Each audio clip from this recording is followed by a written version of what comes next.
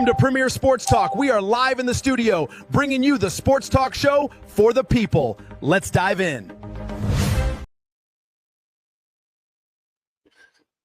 What's up, everybody? I'm your host, Double P, host of Premier Sports Talk.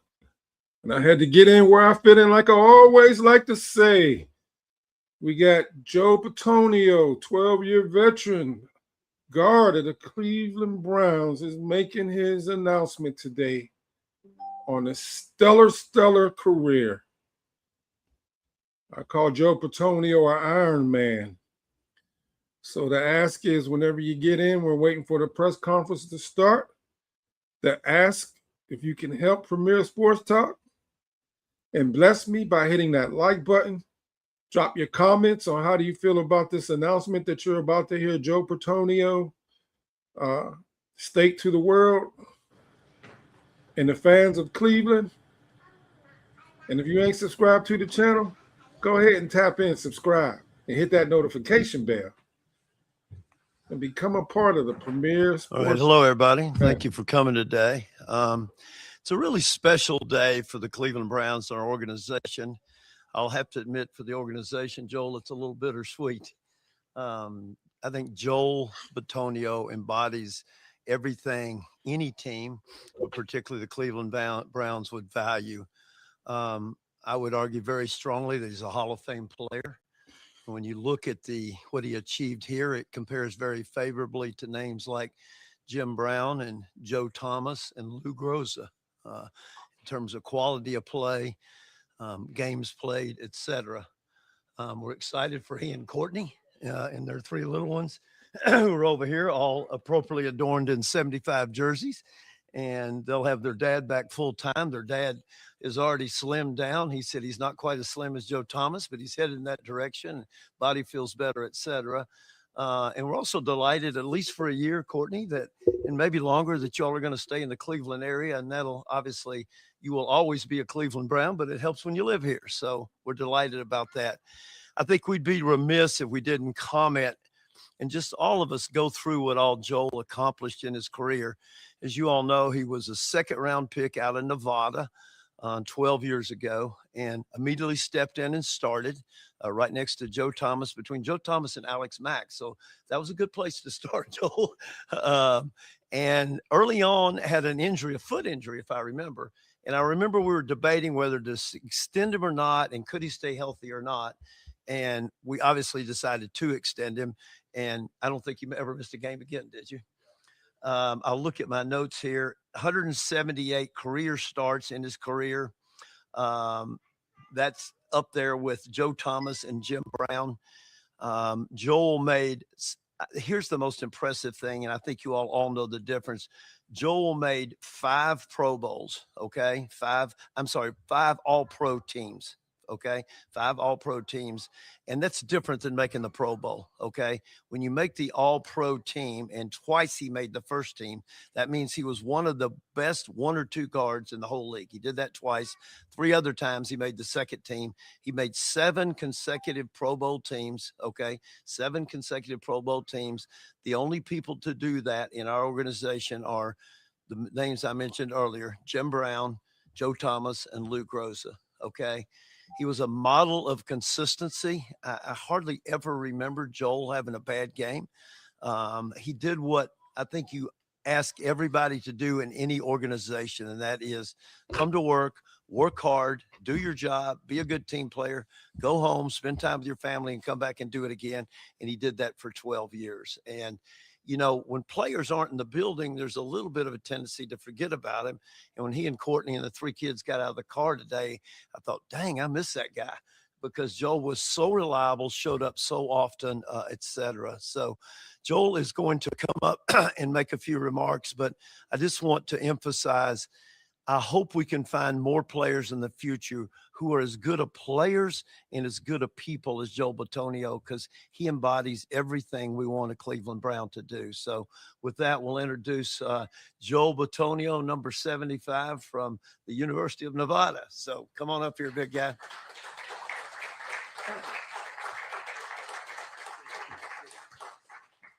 Got the good haircut, I see. Yeah.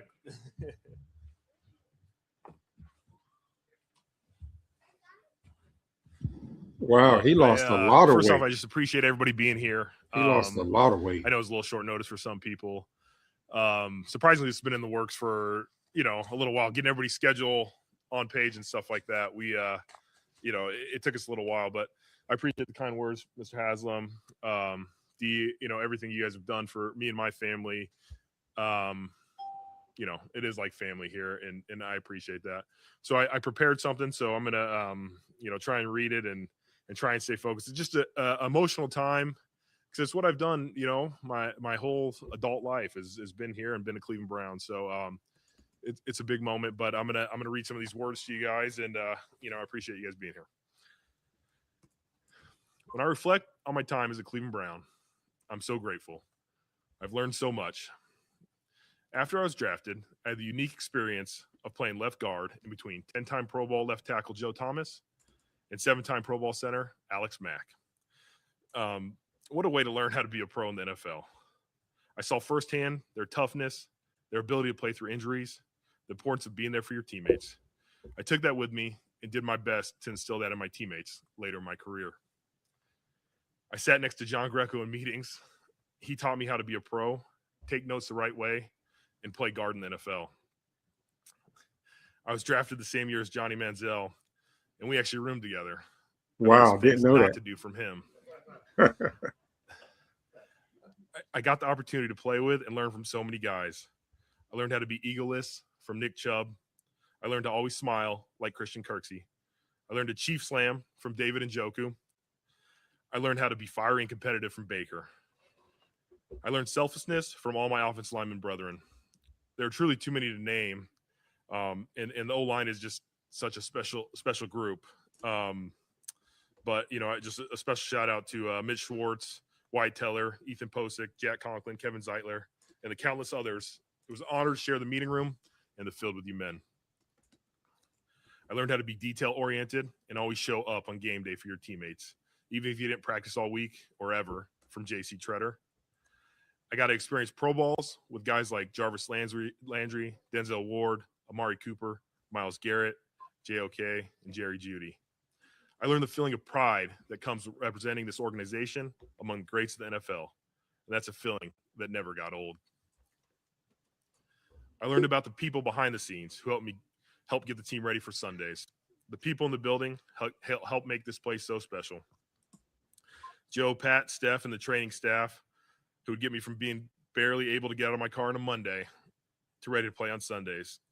Larry Jackson and his strength staff for the countless hours in the weight room, including Dale Jones for going above and beyond the second half of my career to help extend it.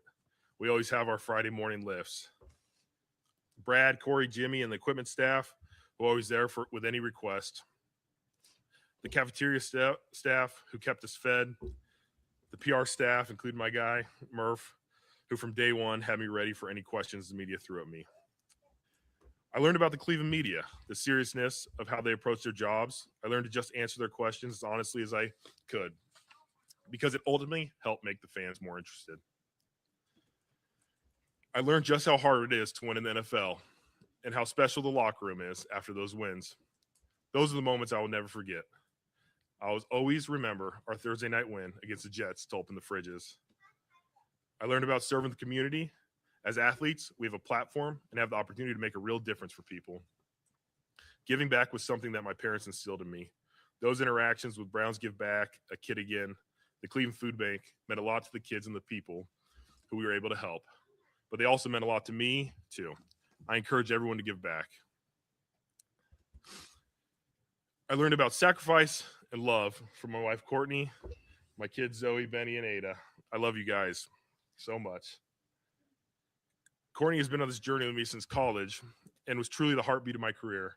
Through the injuries, the wins, the losses, always there, always supportive, and always my biggest fan. I learned how to compete and always try to win, even if it was racing to the car for my brother and sister. I learned true strength and love from my mom. Sometimes love is letting you know you shouldn't have false started in the second quarter. I learned self-belief and hard work from my dad, who never got to see me play a snap in college or the NFL, but was with me every step of the way. He believed in me and my dreams before I knew what they were. He would tell me, why not you? whenever I brought up how hard it was to make it in college or the NFL. So if he's listening right now, I just wanted to let him know we made it. I learned how to be appreciative.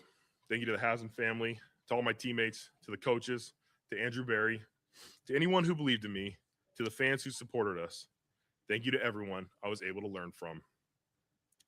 I learned to appreciate everyone who helped me on this amazing journey. I learned what an honor and a privilege it is to be able to wear that orange helmet and what this team means to the fans. I learned how hard it is to say goodbye. I had a good idea back in January that this was the end for me, but this place is so special that it was hard to truly say goodbye. I'm so glad I got to learn and be a Cleveland Brown my entire career. Thank you. Wow, y'all, he lost so much weight. Why was it so important for you to stay here, to finish your career here, even through all the losing and the hard times and the coaches and the quarterbacks? Yeah, I was always appreciative of, the team drafting you.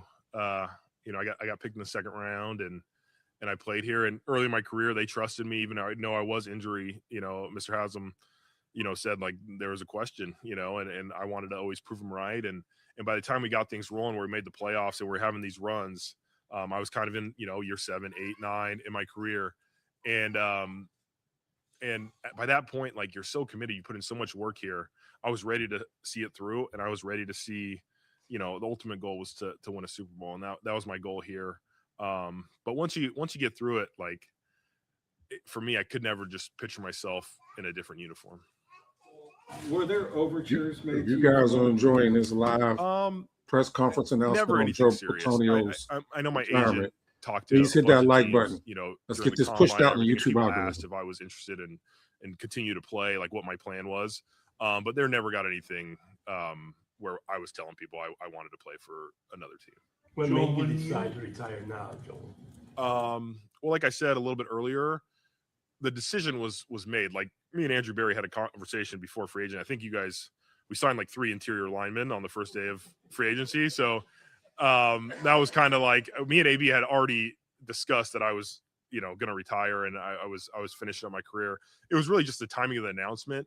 I talked to my agent, and he's like, I mean, technically, you don't have to say anything. Like you're retired, and he's like, I've been playing football for 23 years of my life, and here for 12 years, and you just want to make sure it's done. I never wanted to be the guy that was like, all right, I'm done playing, but now I want to go make another run at it and come back and unretire. And so for me, it was just, hey, we want to have a finite decision, but we were in constant communication with the team, and I appreciate them understanding. And I'm sure AB had to answer a few questions where he knew the answer to, but I appreciate that. Football's been your life. I mean, even the last college, now the last 12 years. Have you thought about what the next chapter is? I mean, what the next chapter holds for you? What you want to do? Not exactly. I mean, spend some time with the family. They are ready and eager, and be there for them. Enjoy some of the holidays. You don't get you miss Thanksgiving. Parts of Thanksgiving and Christmas and those things. I think all that stuff would be very cool. But for me, on like a professional level, I haven't really dove into exactly what I want to do. When the Browns finally made the playoffs with you playing, there was the COVID game. Yeah. You had to miss the Pittsburgh game. You had to sweat that out for them to win to see your first playoff game. What was that game like for you watching it? Yeah, it was, well, thank goodness it was a rout. Like the Browns kicked some butt. After the first snap, I was just like, all right, we got a chance here. You don't know. I mean, we're missing Denzel. Like there was a lot of guys that were out, Coach Stefanski. And so, but being a fan is brutal. I was definitely sweating and I was it was unbelievable though. My neighborhood like knew I was at home, and they started lighting off fireworks after the game, and they threw like a little parade down the street. So it was an unbelievable experience because we got the win. I think it would have been heart-wrenching if you're sitting there and the team loses. Joel, you said in that letter you wrote this morning that you've never been here before they drafted you, right? You didn't come out and visit. So why do you think you made such a connection with this community and this fan base? And I think as quickly as you did, but then throughout your 12 years. Yeah, I am from Southern California, but I think if you look at my background and family, like it's based off of like blue collar hard work. And I think at heart, like there's some Midwest in there, you know what I mean? And you come to Cleveland and the people here, accept you. And like I said, I got to play next to Joe and Alex and Greg and Schwartz. And they just showed me what it was like to be a pro. And I think I wanted to throw myself in it 100%. And I was committed, and I was like, hey, I want to be the best version of myself, which is hopefully in turn going to help the team. And so that was really kind of my mindset. And then, once you connect with the community and you have all your kids here and they go to school and you're part of it, and so you're rooting for it too. And we'll always be fans, of the Browns and the community and the people, our neighbors. Like, it's just a special place for us. Miss most about being a Browns player? Oh gosh. I think it's the people. Like, you walk in the building, and I've been here with, like, players come and go, right? But they're the people in there, the locker room, the celebrations after the wins there's nothing, because you put so much work and you only have 17 opportunities a year. And so every time we got a win, I celebrated fully because, I went so long at parts of my career where we weren't winning consistently. But it's the people you work with, the training staff, the strength staff, the EQ staff, like the heads of those departments were interns when I got here, and now they're, running the departments. And so I feel like we grew up together, and like those are your people that you see on a daily basis, and they know the work that goes behind it. Like there was times where it was like, I'm not walking on Monday and Tuesday, and it's like, are we going to find a way to play? And, you have to have those people that you connect with, and that help push you through those moments. You talked so much over your career about just Joe, what he's meant to you, how he passed things on to you and others who have passed things on to you. I know it's a lot of new on this roster, but as you sort of leave, what's maybe the thing that you hope you left your mark on for the sort of new generation of players that are coming in? I think just consistency, like being who you are each and every day. And it's a business, right? Like the NFL is such a business, but I think if you peel it back and you're the best version of yourself and you give everything you can in the moment every day, and you have a bunch of guys that want to do that, like it builds up the culture and it builds up what the team is and who they want to be. And so if people just see that, like, hey, that guy came to work, win or loss, like he was who he is, and he put in the work and was ready on Sundays to give his best. To me, like, I think that's how you build a culture of winning. How were you able to maintain such a positive attitude week in, week out, year in, year out, through all the losing? I mean, I remember Joe Thomas saying that it really got to him emotionally, but you just were, you just seemed like you were always there with a smile on your face, and you kept the locker room up and fans up and gave everyone some hope. How did you do that? Yeah, losing is not easy. Like, everybody plays the game to win the game, but I feel like I woke up in the mornings and I was like, I'm playing in the National Football League, for the Cleveland Browns, and I get to go to work, and I'm healthy, and I'm playing in these games. And so that was special. It was just a moment. It's like what you dream of as a kid, and you're living your dream. And like, I do think positive vibes are contagious, right? Like if you're a positive person, like hopefully that rubs off on some people. But to me, it was like I was living a dream every day that I got to come in this building and to be a part of it. And the ultimate goal was to try and, lift a Super Bowl. And that's why I tell people, like, the best moments were going to those playoffs because we were getting closer and you wanted more of those moments, but like those wins and those locker rooms made up for all the tough days you had.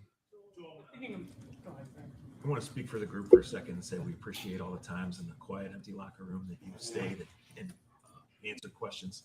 And I think one in particular, the walk back to the press box in New Orleans in 24, we're like, this guy can't ever retire. we need it. But is that something that came natural to you, and why was it important for you to always step up and do that? Yeah, I think for me, our PR team, Dan, included, PJB, always made it a point, like,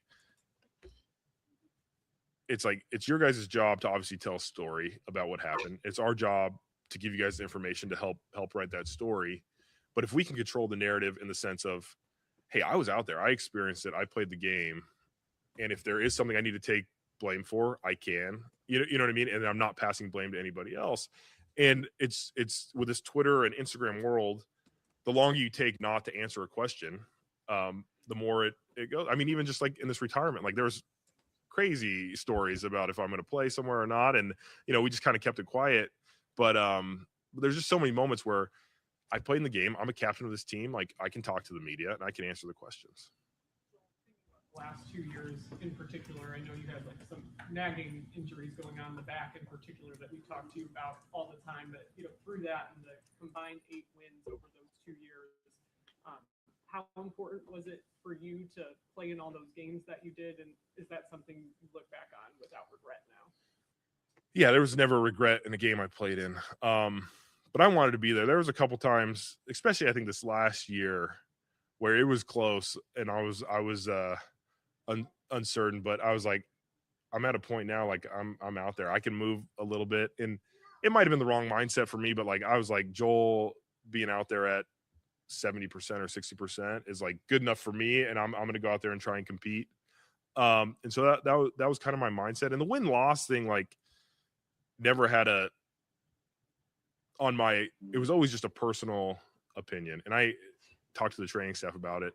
I was like, we make decisions on Monday if we're going to play or not. And it's not true, but it's just the mindset you have, right? You walk in and like, hey, this is what you got going on. And it's like, all right, well, I got to figure out a way to play. And so that's the mindset switches when you walk in the door on Monday. And I just always tried to have that mindset. But the win-losses to me, it was just, that's who I am as a person. Like you can't change who you are winning or losing. And that's kind of just the way I stuck through it. Joel, Jimmy and Andrew and Joe Thomas all mentioned you with the Hall of Fame. Like, how do you view your candidacy and how important would that be to you? I mean, it'd be unbelievable important. It's like the pinnacle of like the individual achievement of a football player.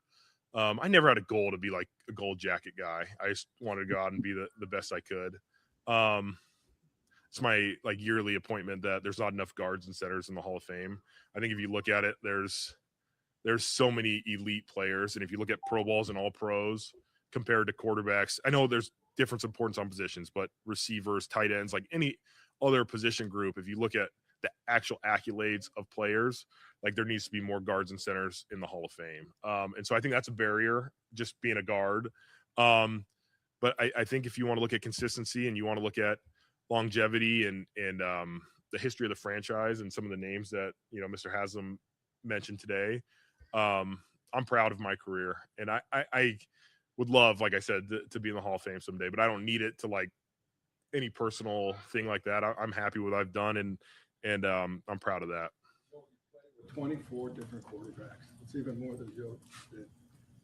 For any particular reason, is there a favorite that you'll remember? Oh gosh.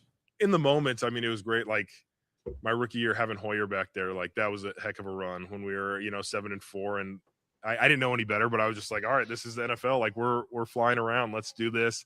That was great. Obviously, Josh McCown was just like so wise when he was fun to play with him. Baker obviously changed our trajectory of our franchise there and like led us to the playoffs. And that was unbelievable. And that letter, that was, some of the coolest moments of my career is that season, even though it was COVID, but making that run was awesome. And then, you bring in Joe Flacco.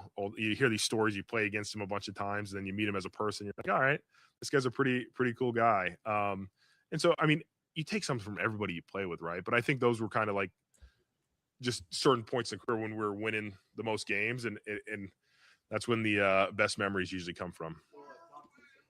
A family, you mentioned it a couple times, so I want to just ask you, like, when you're making your decision, how much of it was it about like it's the right time for you, but also for Courtney and the kids?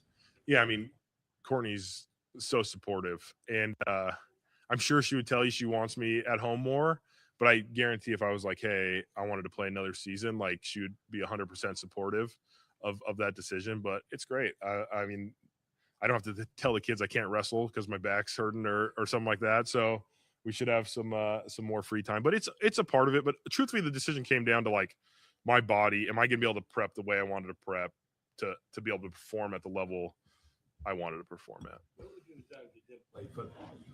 Gosh. I went to school for economics, but I don't know. I might have coached if I had just played in college. I enjoy the game. Like I love, football and the scheme and all that stuff. But I didn't have a right away backup plan. I did some architectural stuff in high school that I really enjoyed. Nevada did not have an architecture program, but yeah, I don't know. It would be interesting. What do you think the next couple months are going to be like, knowing you don't have to prepare for a training camp and rigors of the season? I think I was, telling my wife the other day that like it still kind of feels like an off season right now. Like I've still been working. I'm obviously not training as much, not at mini camp right now, but I think when training camp starts is going to be the real moment. Like, okay, I'm retired from this, because that's when, so end of July, August, September, when everything really cranks up. So we'll see how it feels. I'm sure there's emotions going in there. I tell you what, like the stress of getting ready for a game and wanting to perform at your best, I don't know if I'll miss that. Even going into year 12, like every night before the game, you're stressed about your assignment, and as an offensive lineman, like you're protecting people out there, and so you want to play your best and be the best version of yourself. Obviously, we'll all share our memories of you or whatever, but just in your own words, how would you like to be remembered? Yeah. Just I poured myself into it. I was 100% committed to this team and this organization, and I truly always wanted to be the best version of myself, to help make the team as good as we could be, and that's what I pushed for, and that's what I hope people remember. This guy was tough. He was going to be out there. He was going to fight for his teammates, and was just a consistent guy.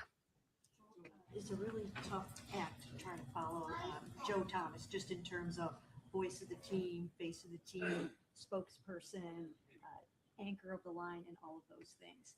Did you feel a tremendous amount of responsibility when Joe passed you that torch, and how do you feel like you handled it? It was. I mean, Joe Thomas is obviously, like, if not one of the best left tackles in the game. So Andy was a great leader and a great spokesperson. I think it helped me because I saw him do it at such a high level that I was like, all right, I got to, step into those. And I would never, compare myself to what he did. But just step in and be like, all right, someone needs to do that for the team and kind of be a part of it. So it was never a pressure thing, but I did think it helped and kind of showed a way of how, even if the season doesn't go great, you can still be a professional and, handle your job.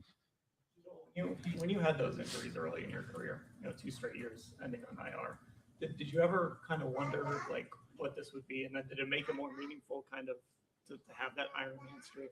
Yeah, and I had really never been injured in my career. Like I never missed any college games or any high school games. So I was like, when I was missing games, I was like, this is weird, and I was playing next to Joe Thomas, who never missed games, Alex Mack, who for a majority of his career had not missed games. And so I was like, man, this is weird. In the back of my mind, I was like, it's unlucky. Like I got rolled up on twice and I got stepped on. Like that's how my injuries occurred.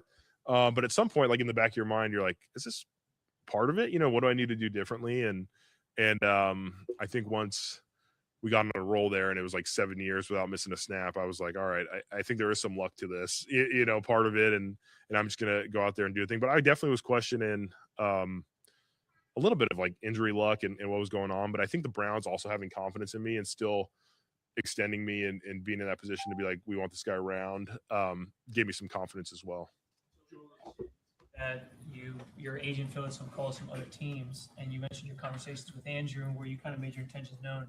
Did you have any conversations with Todd, George Warhop, and if so, how much did they try to sell you on coming back? What was their sort of pitch to you?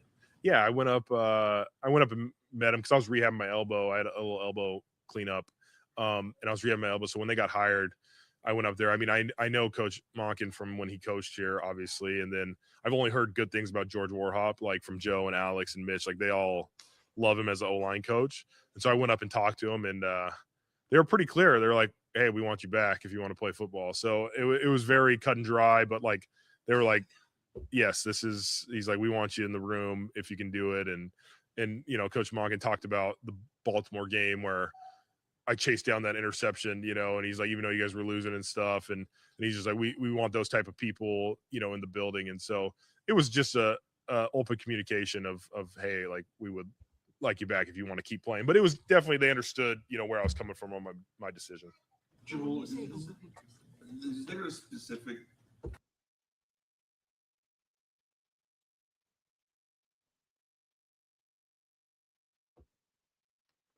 So there you have it, y'all.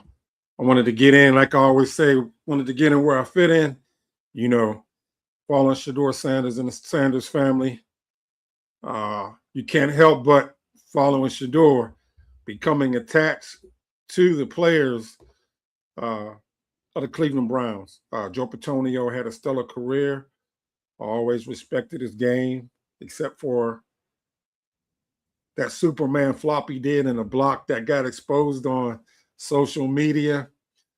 But all in all, Joe Bitonio was committed, true to the team, played for 12 years in the NFL, which is an historic, long career. A lot of players don't have the ability to play that long in the NFL, and he did it at a high level. And he always was there for his teammates. He didn't care if he was injured or not. If you listen to the whole interview, you heard Joe say that there was days where he couldn't walk. He couldn't walk during the week, but when it came time to play, he showed and played in the game. If there was any way possible for him to play in the game, Joe Bitonio played in the game. Out of his 12-year career, to my knowledge, he's only played one playoff.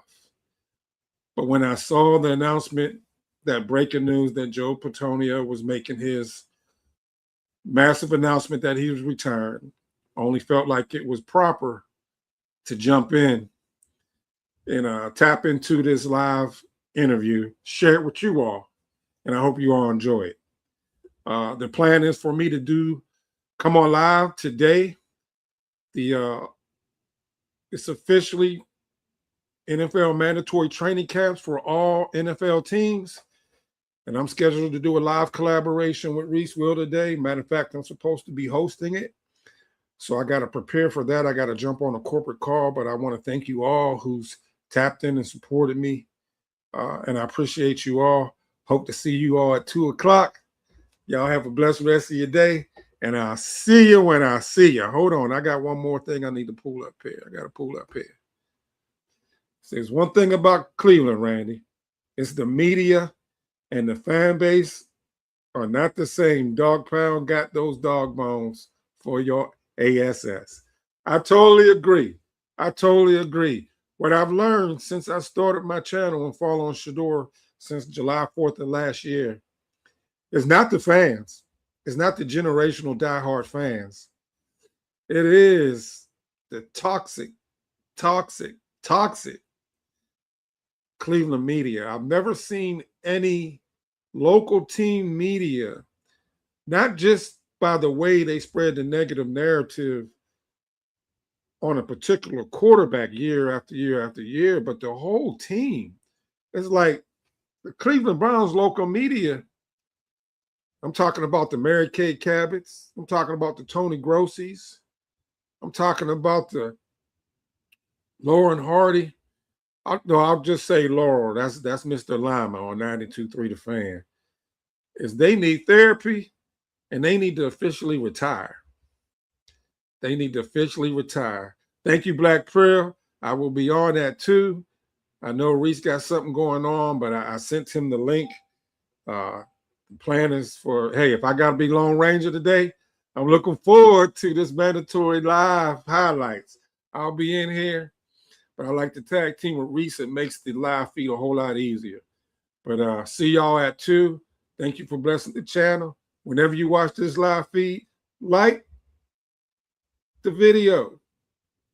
Drop your comments in whenever you watch it. If you ain't subscribed, subscribe to the channel. It's free. See y'all at 2. Y'all be blessed. See ya when I see ya.